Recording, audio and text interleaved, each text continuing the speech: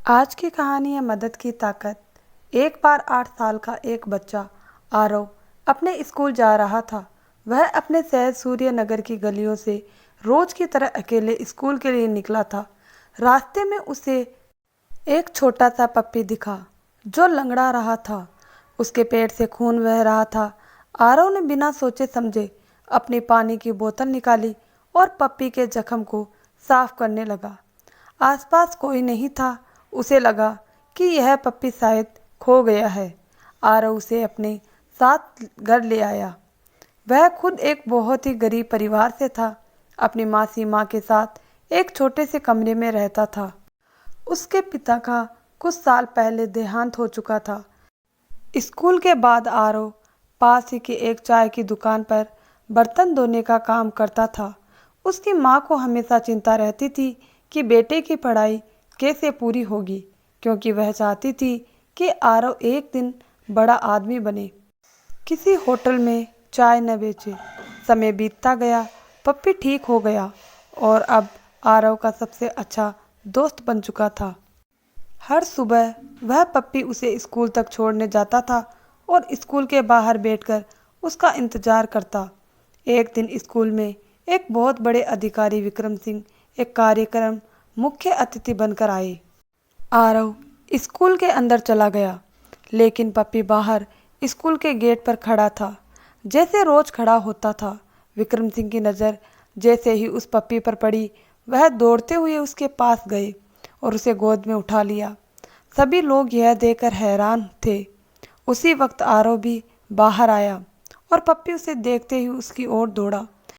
विक्रम सिंह ने आरव से पूछा कि वह इस पप्पी को कहाँ से लाया है।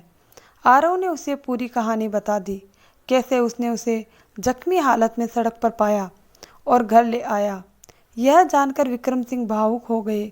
वह पप्पी असल में उसके बेटे आयुष का था, जो कुछ हफ्ते पहले खो गया था। उसके बाद से आयुष बहुत उदास रहने लगा था, खाना भी नहीं खाता था। विक्रम सिंह आरव के साथ उसके घर तक गए और जब उन्होंने उसके घर की हालत देखी तो बहुत प्रभावित हुए। उन्होंने आरव की पढ़ाई की पूरी जिम्मेदारी उठाने का वादा किया। आरव की ज़िंदगी एक पप्पी की मदद से बदल गई थी। यह सिर्फ एक कहानी नहीं, बल्कि एक जीवन का सत्य है कि किसी की एक छोटी सी मदद, चाहे वह जानवर हो या इंसान, पूरी जिंदगी बदल सकती है। और यही बात हमें राहुल और यूसुफ मियाँ की सच्ची कहानी भी सिखाती है। राहुल नाम का एक छात्र पढ़ाई के लिए अपने गांव से दूर शिवपुर शहर आया था। वह एक छोटे से कमरे में रहता था, जहां किराया देने के बाद खाने के लिए पैसे नहीं बचते थे। उसके कमरे के पास ही यूसुफ मियाँ सब्जी का ठेला लगाते थे। वह रोज उसे 1-2 टमाटर और बैंगन मुफ्त में दे देते थे। इन्हीं सब्जियों से राहुल कुछ बना लेता और खा लेता।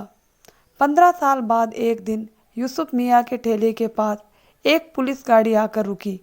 उन्हें लगा कि शायद अब उनका ठेला हटवा दिया जाएगा, लेकिन गाड़ी से उतरते ही उन्होंने देखा वही लड़का अब एक डीएसपी बन चुका था और आज वो सिर्फ शुक्रिया कहने आया था।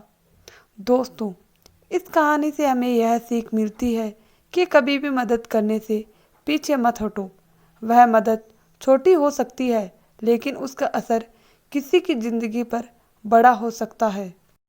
और जब वक्त बदलेगा तो आपको भी उसी नेक का काम का फल मिलेगा।